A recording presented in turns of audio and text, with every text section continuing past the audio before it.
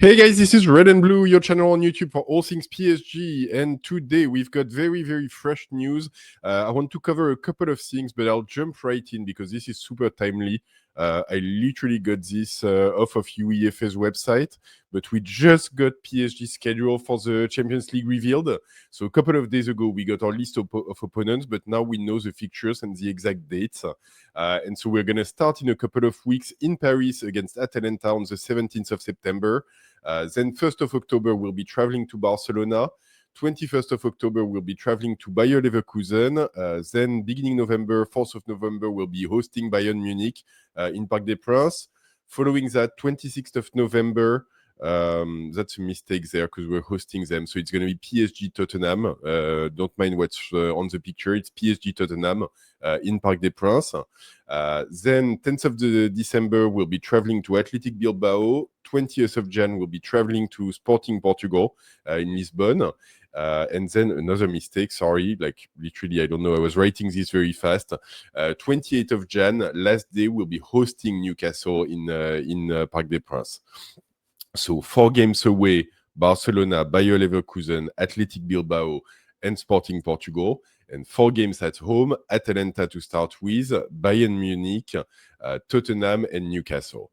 And so, yeah, like overall, I think the draw was a difficult one. We knew that from the start. At the same time, I definitely do feel that, you know, we've got the quality in our squad and our team to get past this and get in the top 8 of the Champions League.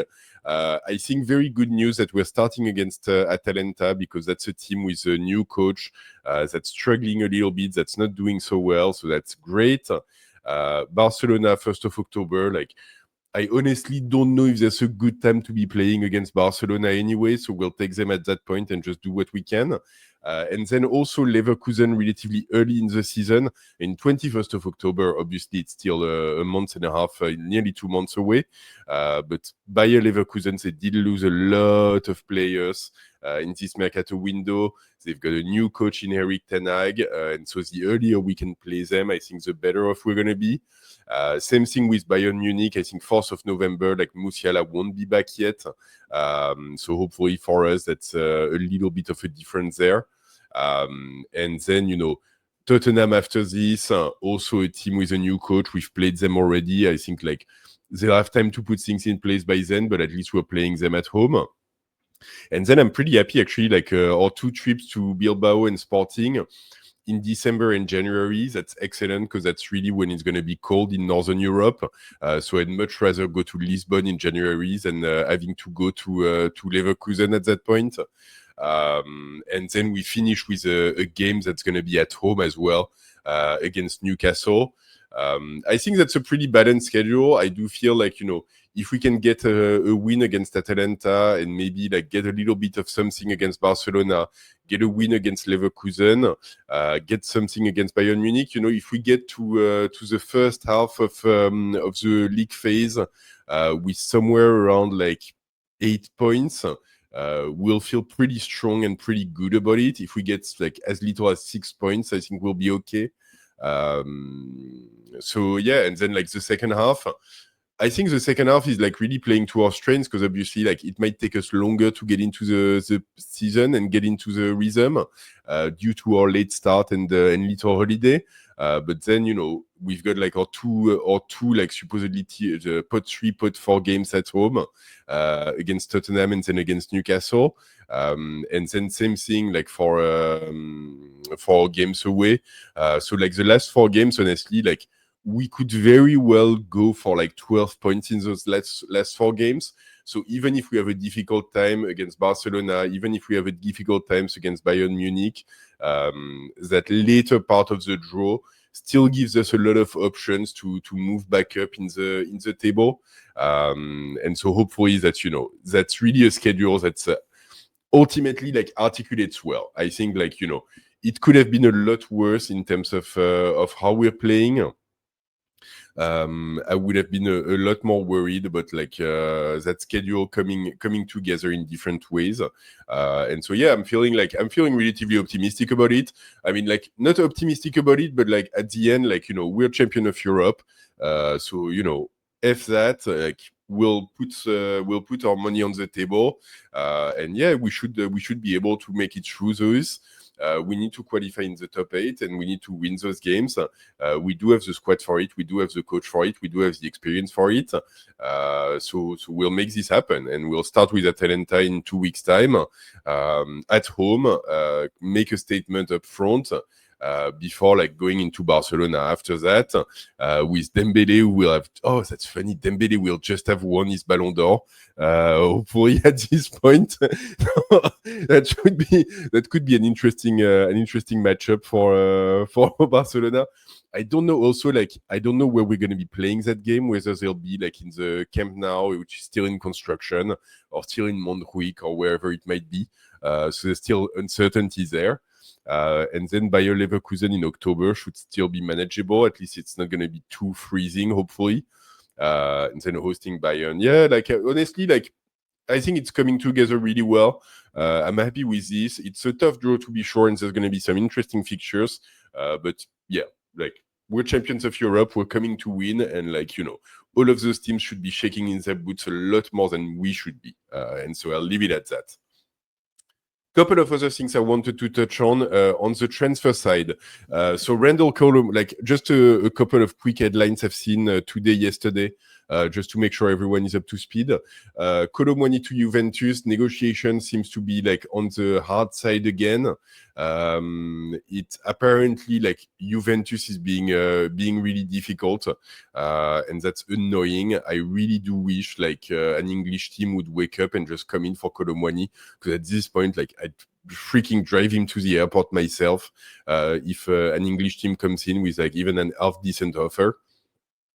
So Juve is balking at the transfer clause and the money and so on. And so now we're looking at potentially doing a loan to Juventus for this season, a very expensive loan. So a loan that could be like in the area of 15 million euro plus.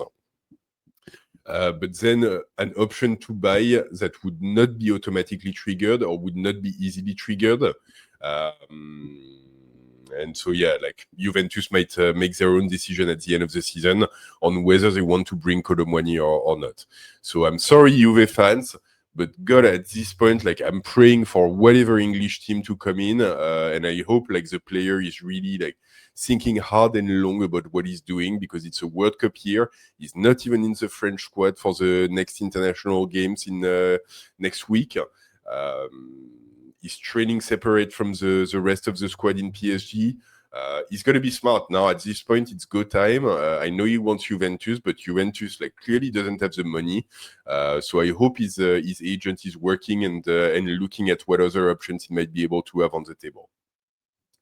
Second one, Carlos Soler to Real Sociedad. That was interesting because that was apparently almost done, and like the player were actually traveled to Sociedad to sign, except he was a loan with an option to buy, and the player didn't want that. He wants a transfer, which I'm all in favor for. And so right now it looks like this is going to get finalized with a funny combination of us essentially selling 50% of the player for 7 or 8 million euro.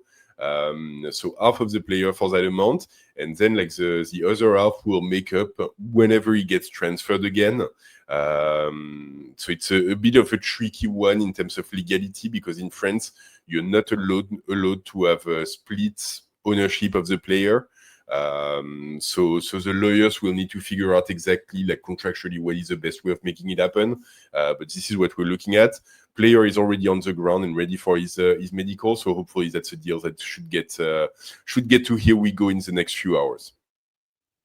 And then next one, Marco Asensio to Aston Villa. We've seen that one coming since the beginning. Aston Villa apparently made a first official offer for him at 15 million euro, which is I'm over the moon with this. PSG is negotiating on that and kind of like finalizing exactly what the details might be. But 15 million euro for a player that we got on a free, who's like within, I think he's like borderline top 10 of our biggest wage in the club, and he's surplus to requirements for now. Honestly, more than happy. Like that's a deal that I'll drive him to the airport myself as well, and hopefully that's a deal that also should get finalized relatively quickly. So that was like the big news item. Mercato is also going crazy when it comes to other teams.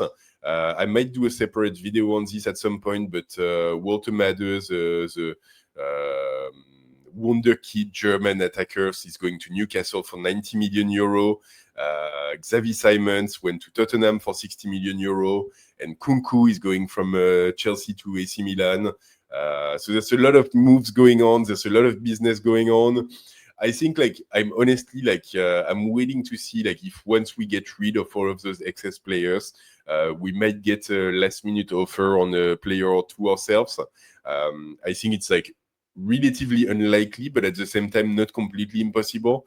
And personally, I'm really hopeful that if we can get rid of Asensio, if we can get rid of Kolo Muani, if we can get rid of Soler, and Donnarumma is still a question mark, but we also have him to get out. We could go for a player or two. But anyway, I'll keep you guys posted. We've got Toulouse tonight. Go see the preview that I did on the game if you haven't yet. Please drop a like on this video. Let me know in the comment what you think of the schedule of the Champions League. Are you happy with it? What do you think? What game excites you the most? And please subscribe to the channel as always. And don't forget, ici c'est Paris!